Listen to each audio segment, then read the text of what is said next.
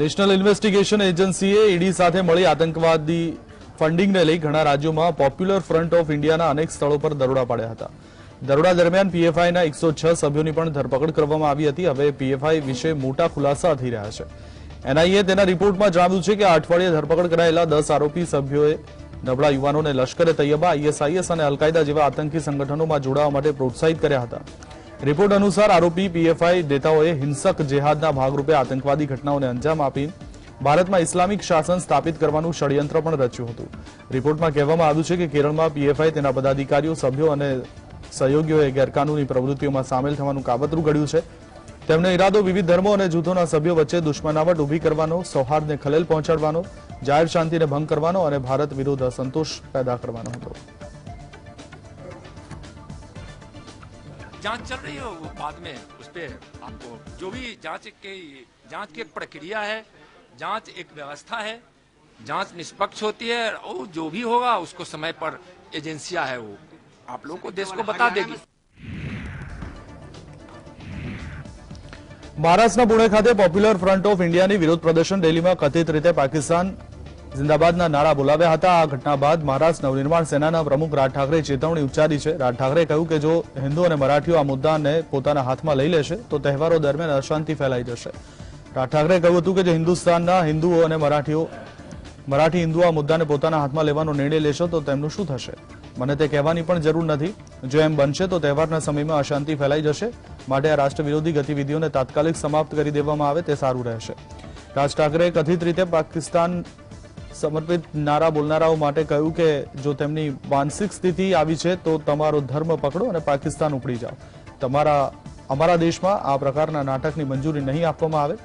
આ સાથે જ તેમણે કેન્દ્ર અને રાજ્યના ગૃહમંત્રીઓ આવા સંગઠનો સામે આકરી કાર્યવાહી કરે તેવો આગ્રહ કર્યો હતો. બીજી તરફ મહારાષ્ટ્ર ભાજપે પણ પીએફઆઈ ઉપર પ્રતિબંધ મૂકવાની માંગ કરી છે.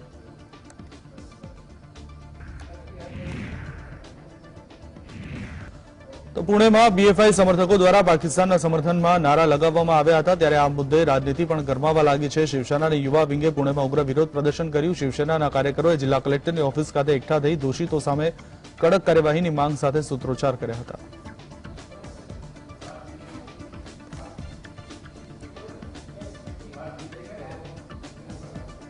कल इधर जो घटना घड़ी है ये पूरे महाराष्ट्र में दिखाई गई है, इसका हम निश्चित करने के लिए इधर जमा है और ये घटना भारत में वापस घटनी नहीं चाहिए.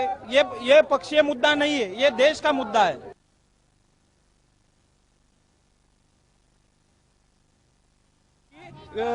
इधर हिंदुस्तान में पाकिस्तान जिंदाबाद की घोषणा दी जा रही है. ये बहुत शर्मनाक बात है और ये भाजपा सरकार के बारे में मोदी जी ने और अमित शाह जी ने भी राजीनामा देना चाहिए इसकी वजह से.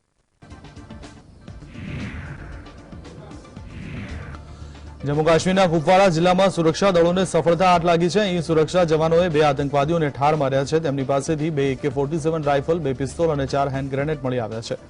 આ અથડામણ બાદ સુરક્ષા દળોએ આસપાસના વિસ્તારોમાં સર્ચ ઓપરેશન પણ હાથ ધર્યું હતું. કુપવાડામાં ભારતીય સેના અને જમ્મુ કાશ્મીર પોલીસના સંયુક્ત ઓપરેશનમાં 2 આતંકવાદીઓ માર્યા ગયા હતા. સુરક્ષા દળો અને આતંકવાદીઓ વચ્ચે આ એન્કાઉન્ટર કુપવાડાના માછિલ વિસ્તારમાં એલઓસી ટેકરી નાર ખાતે કરવામાં આવી છે.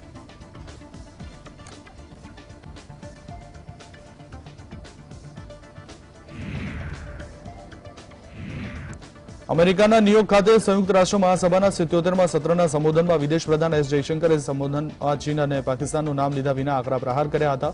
તેઓએ ચીનને સંયુક્ત રાષ્ટ્ર તરફથી જાહેર કરેલા આતંકવાદીઓને બ્લેકલિસ્ટ ન કરવાને લઈ આકરો સંદેશ આપ્યો. તો સાથે જ પાકિસ્તાનનું નામ લીધા વિના નિશાન તાકતા સરહદ પાર આતંકવાદને લઈને પણ નિશાન તાક્યું. Terrorism for decades. India firmly advocates a zero-tolerance approach. In our view, there is no justification for any act of terrorism regardless of motivation. And no rhetoric, however sanctimonious, can ever cover up bloodstains. The United Nations responds to terrorism by sanctioning its perpetrators. Those who politicize the UNSC 1267 sanctions regime, sometimes even to the extent of defending proclaimed terrorists, they do so at their own peril. Believe me, they advance neither their own interests nor indeed their reputation. સંયુક્ત રાષ્ટ્ર મહાસભામાં રશિયાએ ફરી એકવાર ભારતને સંયુક્ત રાષ્ટ્ર સુરક્ષા પરિષદના કાયમી સભ્ય બનવા માટે સમર્થન આપ્યું છે. રશિયાના વિદેશ પ્રધાન સર્ગેઈ લાવ્રોવે કહ્યું છે કે અમે આફ્રિકા, એશિયા અને લેટિન અમેરિકાના દેશોના પ્રતિનિધિત્વ દ્વારા સુરક્ષા પરિષદને વધુ લોકશાહીકરણ કરવાની સંભાવના જોઈ રહ્યા છે. ખાસ કરીને ભારત અને બ્રાઝિલ સુરક્ષા પરિષદમાં સ્થાયી સભ્યો તરીકે સમાવેશ થવો જોઈએ. આ પહેલા 31 અન્ય દેશો સાથે ભારતે સુધારા પરના સંયુક્ત નિવેદનમાં કહ્યું હતું કે સુરક્ષા પરિષદને સ્થાયી અને અસ્થાયી એમ બંને શ્રેણીઓમાં વિસ્તૃત કરવી જોઈએ તેમજ તેના કામ કરવાની રીતમાં સુધારો કરવાની હિમાયત કરવામાં આવી હતી. ચીને શનિવારે તાઇવાન પરના પોતાના દાવાની પ્રતિબદ્ધતા આપતા કહ્યું હતું કે જે કોઈપણ સ્વશાસિત ટાપુને ફરીથી જોડવાના તેના સંકલ્પના માર્ગમાં આવશે તેને આકરા જવાબનો સામનો કરવો પડશે. ચીને તાઇવાન પર પોતાના દાવાને મજબૂતીથી બચાવ કર્યો છે. 1949ના ગૃહ યુદ્ધ બાદ તાઇવાન ચીનથી અલગ થઈ ગયું, તેમ છતાં ચીને તાઇવાન પર પોતાનો દાવો ચાલુ રાખ્યો છે અને તેને પોતાના એક પ્રાંત તરીકે જુએ છે. ચીનના વિદેશ મંત્રી વાંગીએ સંયુક્ત રાષ્ટ્ર મહાસભામાં કહ્યું કે જ્યારે ચીન એકીકૃત થશે ત્યારે તાઇવાન સાગર ક્ષેત્રમાં સાચી શાંતિ સ્થાપશે. બહારની દખલગીરીનો જવાબ આપવા માટે સૌથી વધુ જબરજસ્ત પગલાં ઉઠાવીશું. યુએસ હાઉસ ઓફ રિપ્રેઝેન્ટેટિવના સ્પીકર નેન્સી પેલોસીની તાજેતરની તાઇવાન મુલાકાત બાદ અમેરિકા અને ચીન વચ્ચે તણાવ વધી ગયો છે. ચીન માટે તાઇવાન દેશની નીતિનો મુખ્ય મુદ્દો રહ્યો છે. ચીને શુક્રવારે અમેરિકા પર તાઇવાનના મુદ્દે ખૂબ મોટા અને ખતરનાક સંકેત મોકલવાનો આરોપ લગાવ્યો હતો.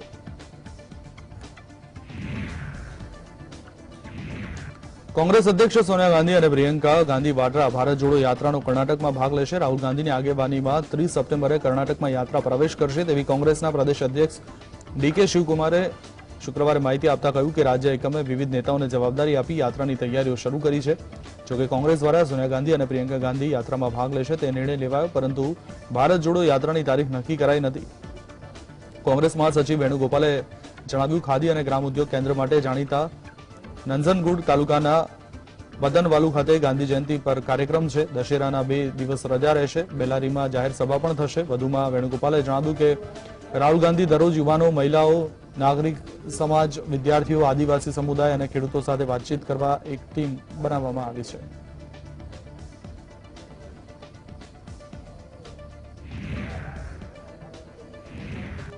હરિયાણાના ફતેહાબાદ જિલ્લામાં ભારતીય રાષ્ટ્રીય લોકદળ દ્વારા રેલીનું આયોજન કરવામાં આવ્યું હતું. ભારતીય રાષ્ટ્રીય લોકદળે હરિયાણાના ફતેહાબાદમાં ભૂતપૂર્વ નાયબ વડાપ્રધાન ચૌધરી દેવીલાલની જન્મજયંતિ નિમિત્તે રેલીનું આયોજન કર્યું હતું, જેમાં રાષ્ટ્રવાદી કોંગ્રેસ પાર્ટીના વડા શરદ પવાર, બિહારના મુખ્યમંત્રી અને જનતા દળના નેતા નીતિશ કુમાર સહિત અનેક વિપક્ષી નેતાઓ રેલીમાં જોડાયા હતા. રેલીને સંબોધતા ભારતીય રાષ્ટ્રીય લોકદળના રાષ્ટ્રીય મહાસચિવ અભય ચોટાલાએ કહ્યું કે મેઘાલયના રાજ્યપાલ સત્યપાલ મલિક આવવાના હતા, પરંતુ તેમની આંખનું ઓપરેશન થયું છે, તેથી તેઓ આવ્યા નથી. બીજી તરફ કેસી ત્યાગીએ કહ્યું કે દેશના 8 રાજ્યોના મુખ્યમંત્રીઓ કોંગ્રેસ છોડી ભાજપમાં જોડાયા છે. જ્યારે પણ નેતાઓને પોતાનું ભાગ છુપાવવા માટે દિલ્હીની કોર્ટમાં નમવું પડે છે, ત્યારે દેશમાં એક એવો નેતા આવશે જે બિહારમાંથી તમારી વચ્ચે આવશે, જેને ન તો સીબીઆઈનો ડર છે ન તો ઈડીનો.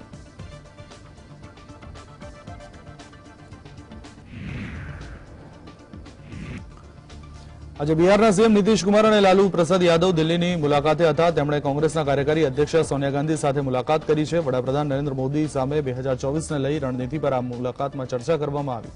બેઠક બાદ લાલુ યાદવે કહ્યું કે જે રીતે અમે સાથે મળીને ભાજપને બિહારમાંથી બહાર કરી દીધું, તેવી જ રીતે હવે અમે ભાજપને દેશમાંથી પણ દૂર કરીશું અને દેશને બચાવી લઈશું. લાલુ યાદવે કહ્યું કે તેઓ ફરી દિલ્હી આવશે અને સોનિયા ગાંધી સાથે મુલાકાત કરશે.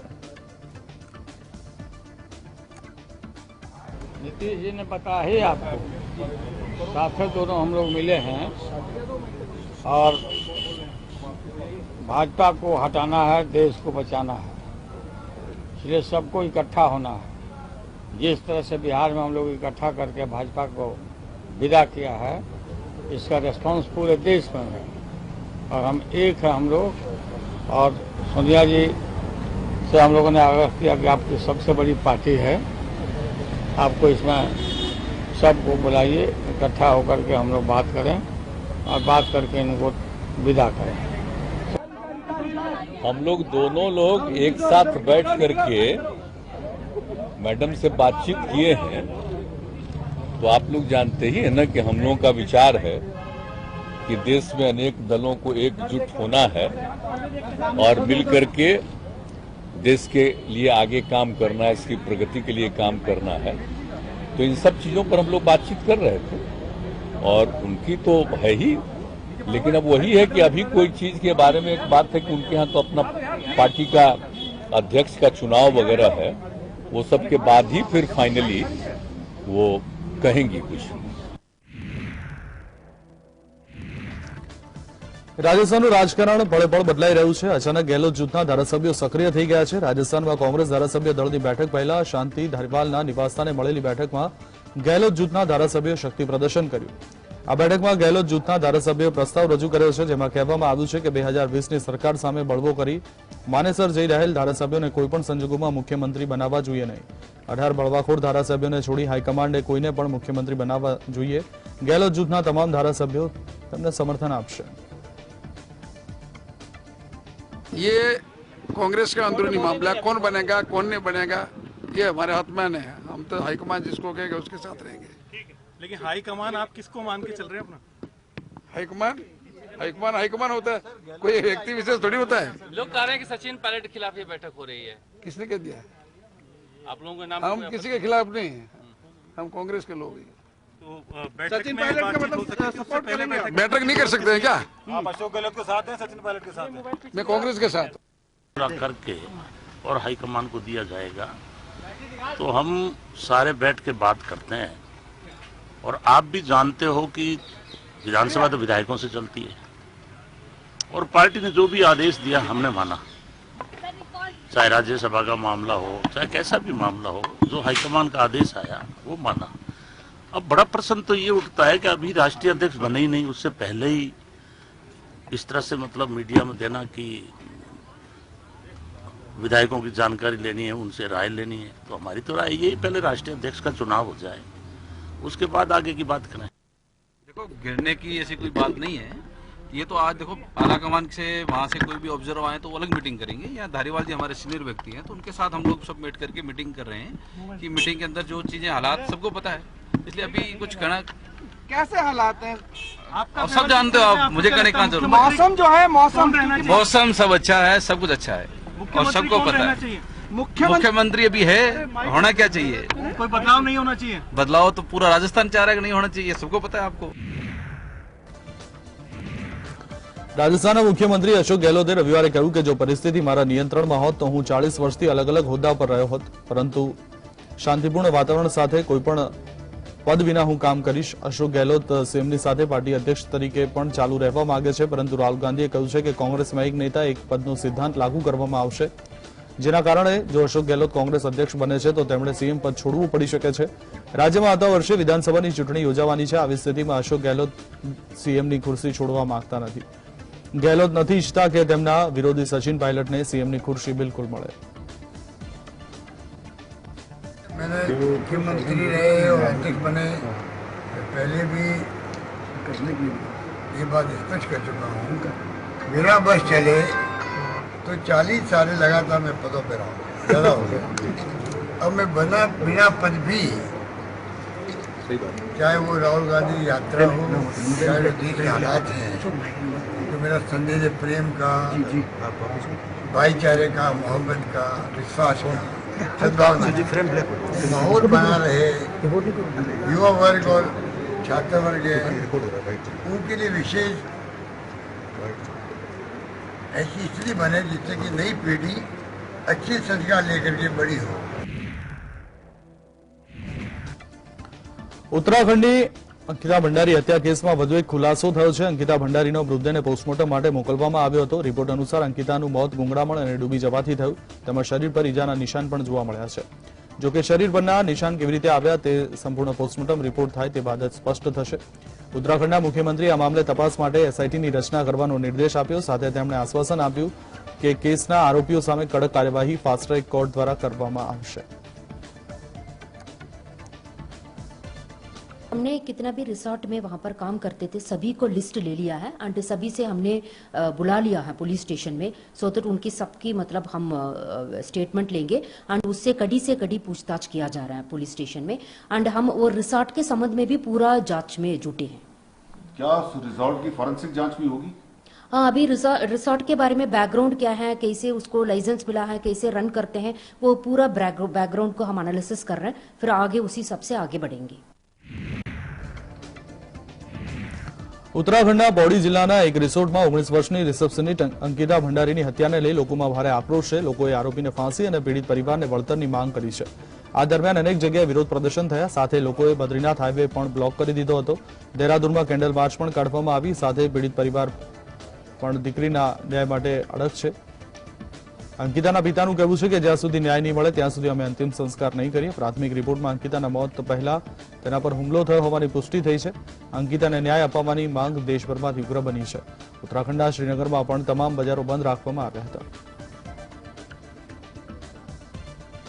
हम ये चाह रहे हैं कि अंकिता के हत्यारों को फांसी होनी चाहिए, इसमें किसी तरह की ढिलाई न बरती जाए और वहाँ पे जो योग की नगरी है, जो हमारा देवभूमि है, योग की नगरी को वहाँ पे भोग की नगरी बना रखा है और वहाँ पे जो अवैध रूप से जितने भी रिसोर्ट चल रहे हैं उनको तुरंत तत्काल प्रभाव से बंद किया जाए और ये जो हत्यारे हैं, अंकिता के हत्यारे हैं, इनको कड़ी से कड़ी सजा मिलनी चाहिए और इन्हें किसी भी कीमत से फांसी से कम में हम लोग मानने को तैयार ही नहीं है. इनको फांसी होगी तब ये होगा, नहीं तो हम मेरी भी 2 बेटियां हैं, अगर इसी प्रकार होते रहा तो कौन अपनी बेटियों को अपने नीचे काम पे के लिए या सर्विस के लिए भेजेगा.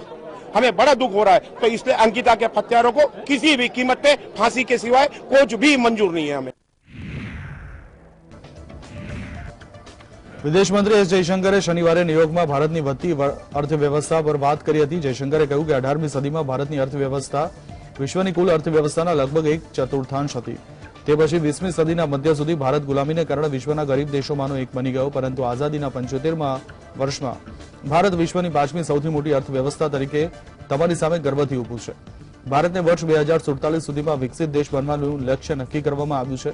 ન્યુયોર્કમાં આયોજિત India UN partnership in action ઇવેન્ટને સંબોધતા કહ્યું કે ડિજિટલ પબ્લિક ઇન્ફ્રાસ્ટ્રક્ચર પર અમારો વિકાસ એવી રીતે તૈયાર કરવામાં આવ્યો છે કે કોઈ પાછળ ન રહે. ડિજિટલ ટેકનોલોજીએ તાજેતરના સમયમાં ફૂડ સેફ્ટી સિસ્ટમને સફળતાપૂર્વક અપગ્રેડ કરી છે.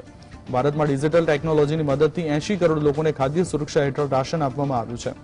ભારતનું 2047 સુધીમાં વિકસિત દેશ બનવાનું લક્ષ્ય છે. અમારું લક્ષ્ય અમારા છેવાડાના ગામડાઓને પણ ડિજિટાઇઝ કરવાનું છે. Accounted for about a quarter of the global GDP. By the middle of the 20th, colonialism ensured that we were one of the poorest nations of the world. That was our state when we became a founding member of the United Nations. But in the 75th year of its independence, India stands before you proudly as the 5th biggest economy of the world and still rising, as the strongest, most enthusiastic and definitely the most argumentative democracy. Our development rests on an expansive digital public infrastructure.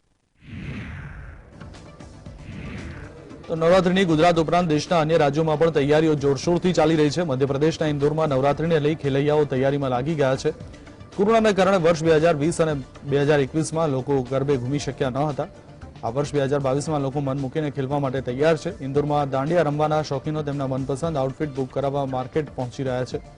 ખેલૈયાઓમાં આ વખતે ઘણો ઉત્સાહ છે. દરેક ગરબાની રાહ જોઈ રહ્યા છે. ખેલૈયાનું કહેવું છે કે આ વખતે નવરાત્રી માટે ખૂબ જ ઉત્સાહ છે. માર્કેટમાં ડ્રેસનું નવું કલેક્શન આવ્યું છે. હવે કોરોના મુક્ત થઈ ગયા છે, તેથી ખુશી બેવડાઈ જશે.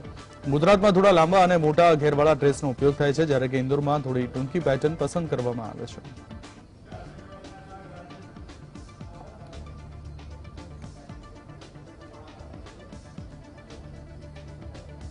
उत्साह है लोगों को, बहुत बेसब्री से इंतजार रहता है, स्पेशली नवरात्रि का 9 दिन गरबे करने का. लेडीज़ों को, महिलाओं, बच्चों को, स्कूल जाने वाली लड़कियों को, कॉलेज जाने वाले बच्चों को, जेंट्स को बहुत रिलीफ मिलता है कि हम गरबे करें उत्साह के साथ. देखा जाए जैसे ही अनाउंसमेंट हुए थे कि गरबे स्टार्ट होने वाले हैं, लगभग इंदौर के सभी पंडाल फुल हो चुके थे. रजिस्ट्रेशन सभी जगह के क्लोज हो चुके थे. उत्साह तो बहुत ही अच्छे से रहेगा, बहुत ही धूमधाम से मनाई जाएगी. और रही बात ड्रेसों का, तो बहुत नया नया कलेक्शन है और बहुत ही मतलब अच्छे से मनाया जाएगा, क्योंकि कोरोना से भी अब तो मुक्ति मिल चुकी है. तो इस बार तो मेरे हिसाब से बहुत ही ज़्यादा डबल से खुशी होगी इस बार नवरात्रि.